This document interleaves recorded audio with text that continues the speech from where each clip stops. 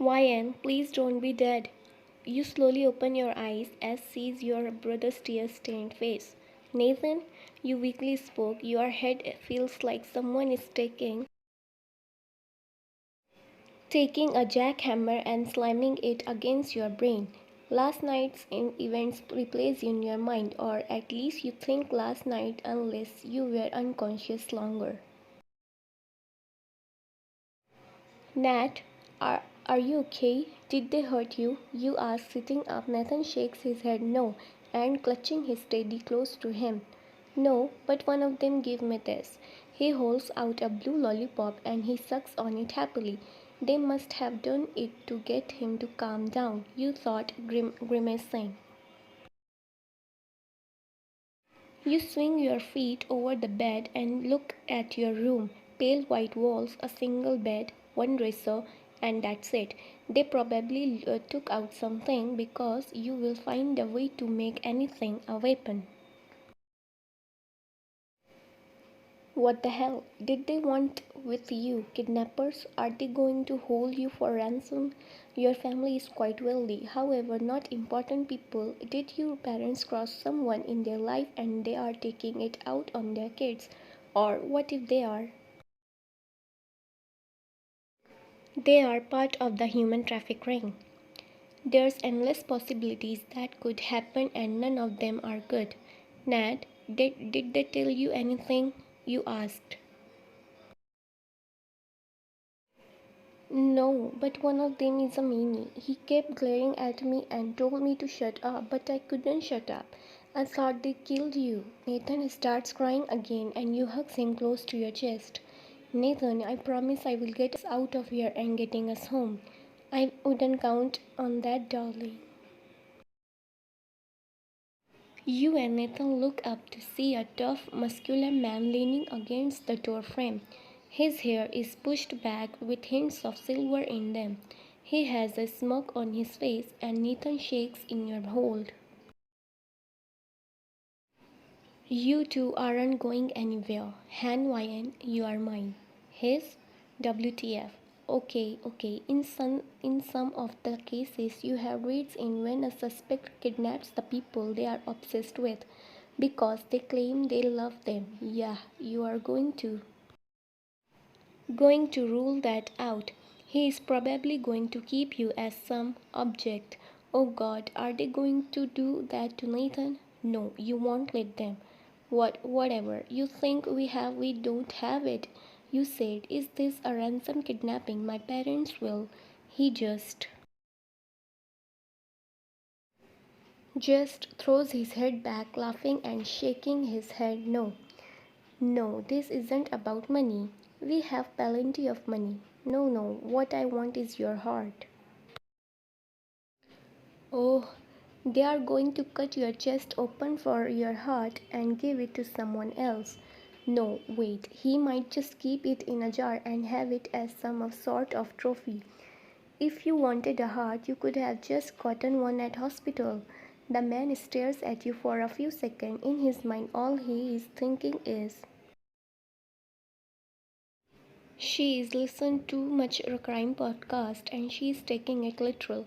Silence fills the room and the man smirks. You are hilarious. I bet you are thinking of all the things that could go wrong right now. You didn't speak a word as he takes a few steps towards you, almost threatening like a predator stalking around its knowing prey. I bet you are thinking how I could hurt you, both in many ways, but really, Ryan, there's only one thing we want from you. We? Who are you? What do you want? We want you. Who are you? I am Kim Namjoon. How did that go?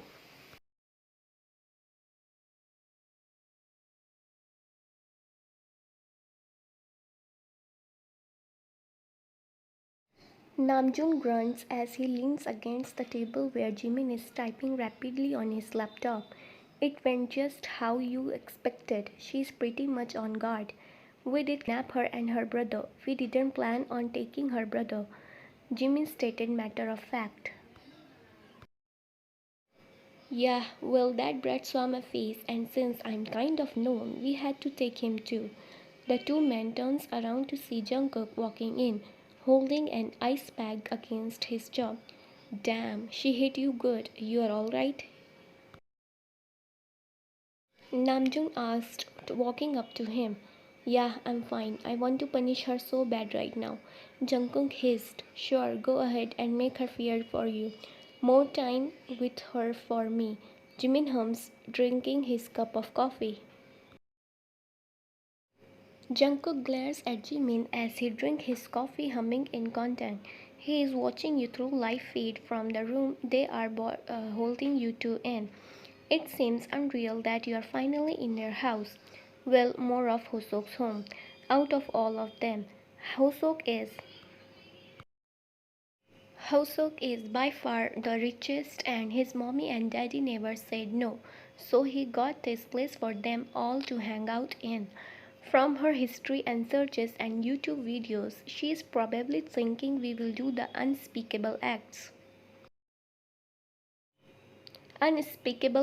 on her. From these cases, I discovered, murder, torture, trafficking, poison, all kinds of things, so she's probably not going to let us in very easily. Great, Jungkook grunts. Just great, we finally get her, and now it's going to be more work to earn her love. Or we could simply force it on her. The three looks up to see Taeyong, sipping on his glass of whiskey unbothered by what he said. Did you not hear what I said, Taeyong? Jimin asked, raising his eyebrows. Jimin is not going to lie. He knows how screw up they are. He knows what they are capable of. He knows how dangerous they are and how they don't see things normally. To him and his friends, they see nothing wrong with killing those who get close to you. Like all those men they kill, they would ask for an extra pencil, eraser, or help in their assignments. Now, one would think they are overreacting. They are not. That's how it starts, right? Ask for pencil and get close to you, possibly end up dating and married later in the future. They just simply eliminated the competition. She'll learn to love it. The ladies always fall for me in the end, Taeyong said, smoking. Or end up with your tongue ripped out. Yoongi walks into the room as well, glaring at Taeyong. We have already made her so upset. We kidnapped her and her brother. She is already scared that we could worse. Do you want to die if you make her cry? Cry, I will kill you where you stand. Taeyong just yawns it off and places his glass down. Just because you kill most of those men doesn't mean you can kill me. Did you forget I am a killer as well? I have gotten pretty good at it. I may as well be labeled as an assassin. You are making rookie mistakes, kid. This was left behind on the last person you killed. Yoongi tosses Taeyong one of the rings he was wearing. Taeyong scoffs, putting it on as he smokes at his friend. Oh, you are watching over me now? Are you my guardian angel? Keep screwing up and this angel will retire from looking after you.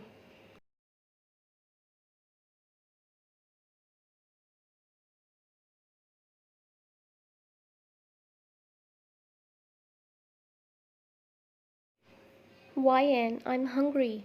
On cue as well, your stomach also growls. Swallowing your pride, you stand up and walk over to the door. Hey, you call out. You are only met with silence on the other side of the door.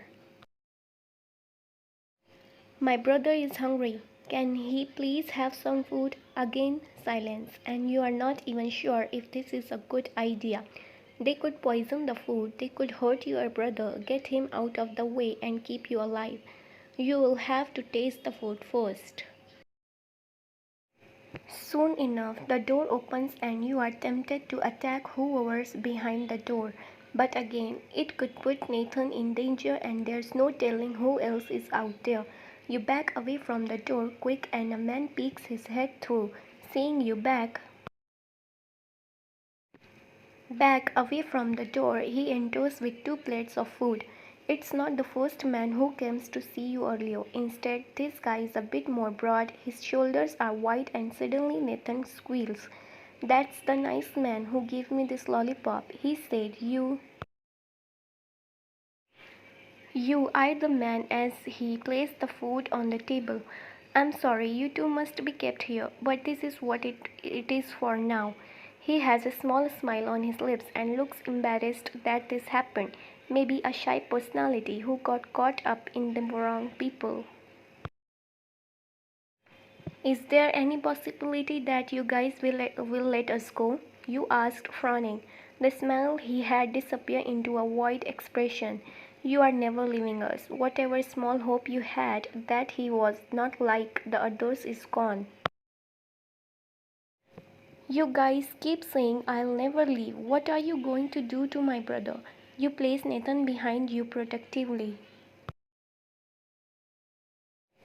We don't know yet. He is not part of the plan. You couldn't help but think that you may have seen this man before.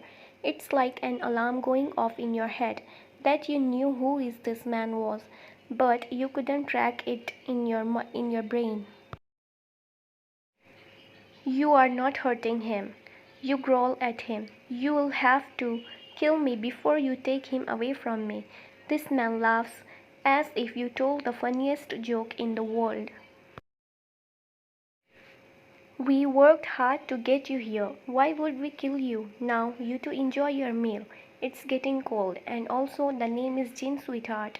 The man Jin leaves and locks the door behind him. You sigh and turn to the food on the table before Nathan digs in, you quickly stop him. Let your big sister taste it to make sure it's not filled with the cavity monster. Nathan gasped as you made your voice scary for the cavity monster. Not the cavity monster. He made the man in white poke needles in his mouth to get rid of the monster. Okay, he said, pushing the plate towards you. You take small bites of it, and well, you are not feeling faint or passing out, so you seem it's safe. It's safe from the monster. Eat up, kiddo. Nathan eats the food happily, and you eat your own food. If it's just you they are after, who's to say one of them wants to get rid of Nathan? As Nathan finishes his food, he lets out a burp. More, please, he said, smiling. You smile and still having food on your plate. You push it towards him. Eat up, kiddo. But you didn't eat most of it, he said, shocked. Not really hungry. It's okay, I'll be fine. You will give up on your own life if it meant keeping your baby brother safe. You couldn't protect your own childhood, but you can try to keep him safe.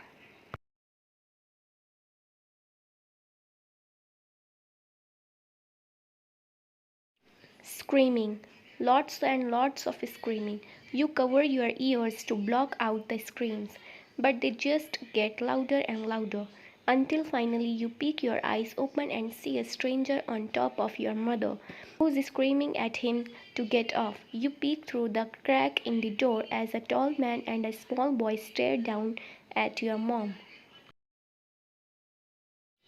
You see, son, you go for the human throat like this. Now, some people don't like leaving behind corpses. It's not good to leave behind evidence, but it will be up to you. So, if you are hungry and don't want to leave a trail, just do this. The man leans down into your mother's ear. You couldn't understand what he was doing, but your mom just went still and didn't scream anymore. Suddenly, the man sits up fast and sniffs the air. You can feel your heart stop as he turns to the boy. There's another one here. This is a test. Find them, use your senses to find them. The boy nods and stands up and look up. Your heart races and suddenly the boy turns to you, his eyes landing on the closet door. What's terrifying is how his eyes are glowing. They are glowing white. The moment they landed on your hiding space is when you felt your body freeze in fear.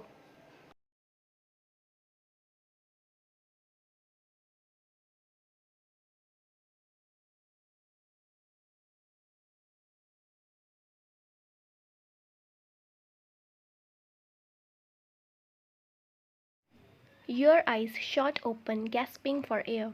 That was strange. You hadn't had that particular dream in years. Why is it resurfacing now? You turn onto your side, expecting to see your brother hugging his bear tightly. But he is not there. Alarmed, you sit up straight and immediately start turning the room upside down, looking for Nathan. Nate, you said, looking under the bed. You open the closet to see if he is hiding in there, and he is not. The bathroom? No, they must have took him while you were sleeping. You bang on the door and attempting to yank it open. Nathan, Nathan, you out there? You scream. You didn't hear any sound and attempt to break the door down with force. Nathan, Nathan, bring him back to me, bastards. Your screams are muffled outside the door, unheard of as your baby brother is sitting in some kind of big room with the 7 men.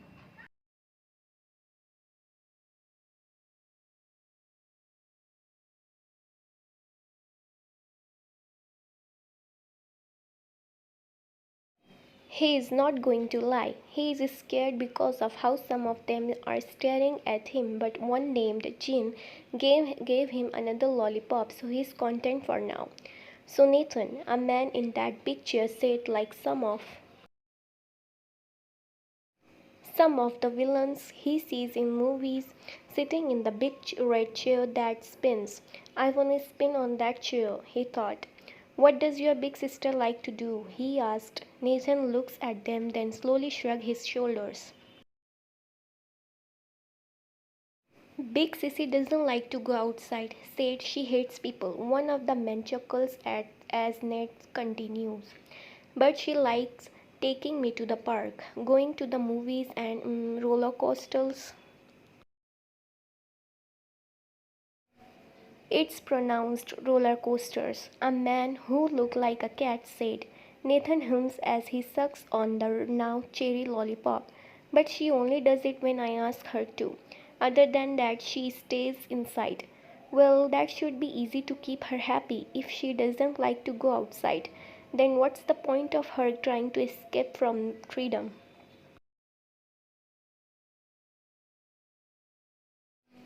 Can we hurry this up? I want to go see her now. Patience, Hosok. We must find a way to earn her trust. In Nathan's little mind, this made him happy because these men doesn't want to hurt her. They just want to make her happy.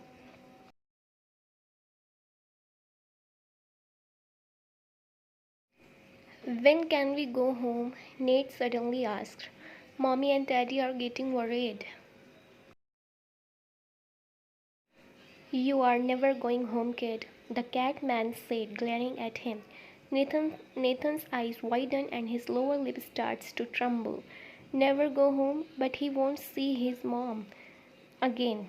He can't see his dad never. What about his Iron Man blankie? What about Mike? He will never see that bitch again. Whatever that word means. But Ash, grow up, kid. Aren't you too old for that stupid bear anyways?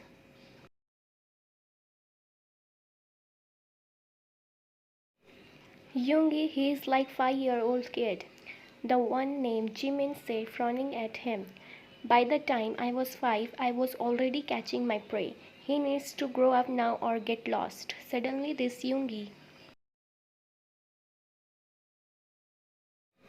Yoongi man storms up to him and immediately tries to snatch the bear out of his hands. No, leave Teddy alone, Ned shouted, gripping the bear all his might. Give me this damn bear now, kid.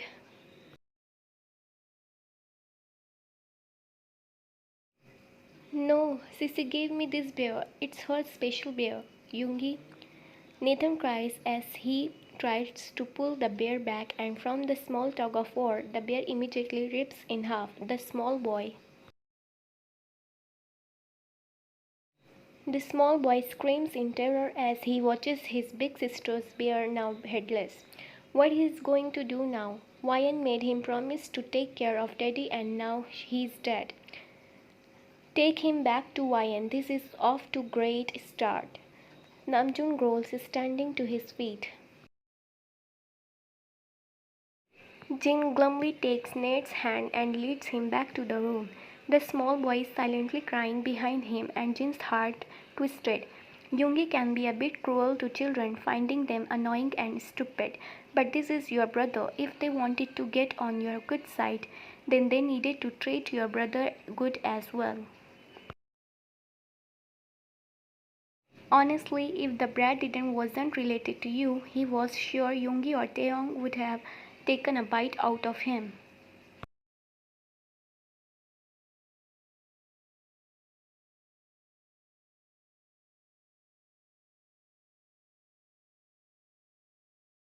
As Jin opens the door, Nate runs in and immediately hugs your leg as you hold him tight. Why, Anne, I'm sorry, he cries. You look up to Jin with anger in your eyes. What are you sorry about? What happened? You asked, eyeing Jin with hatred. They tried to take Teddy and I couldn't keep him safe, he sobbed.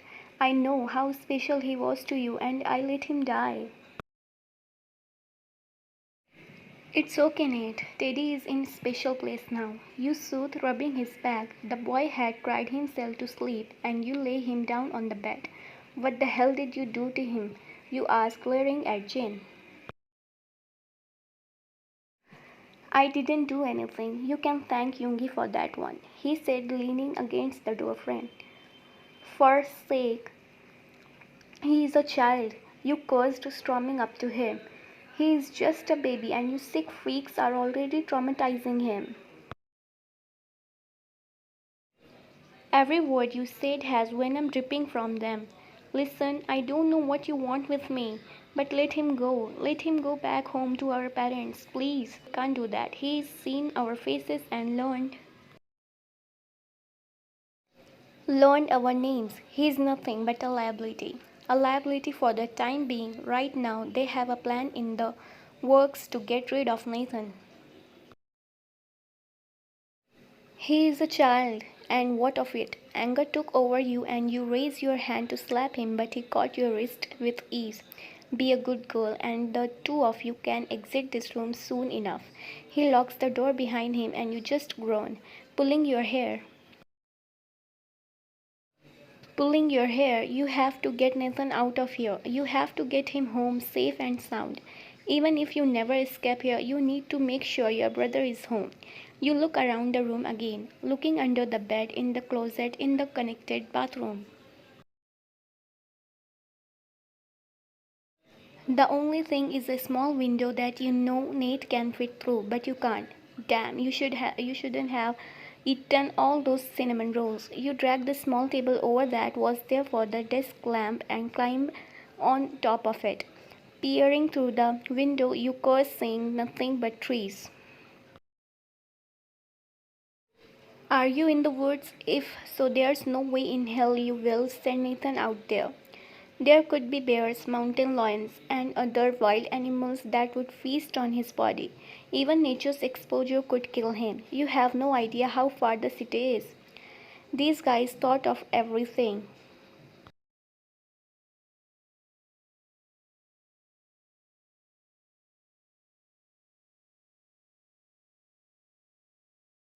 Meanwhile, Jimin is watching you through the cameras again, humming as he takes a sip from his wine glass. Trying to escape, my little bunny? He asks, amused. He watches you slide down against the wall and rest your head in your hands. He sighs softly as he can see your shoulders shake up and down, signaling you are crying. All you have to do is obey us, then you wouldn't be treated like a prisoner. He hums, pouring himself another glass of thick red liquid. Still watching her, Jimin nods as Hoso comes up behind him and watches too. She is trying to find ways to escape, or at least get her brother out of here. Hoso smokes and takes a seat behind him. How long has it been? 4 days. I suppose she will break soon and just accept living here forever with us. There is still a question of what to do with that kid. Taeyong comes up behind them and licks his lips. Let me eat him, problem solved. Are you nuts? Wyan will hate you forever. Wait, no, good, go ahead. More love for me. Taeyong smacks Jimin's head as soon leaves the two back to their perverting movement.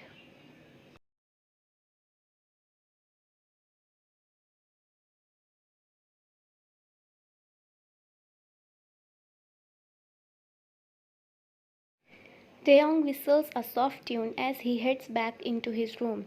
He locks his bedroom door behind him and walks over to his desk.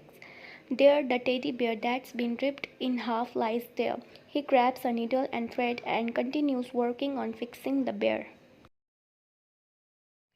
Okay, fine, maybe he's not the huge he makes himself out to be. At least to children, everyone else can. Off, he actually likes the tiny humans as they can just bring joy into lives and are pure and innocent. So when he saw that poor kid crying his heart out over his stuffed animal, he couldn't help but feel bad for the kid. Plus, he said this bear was special to you as well, so it works for him as well. Far into the night, he leaves his room and goes back to your room.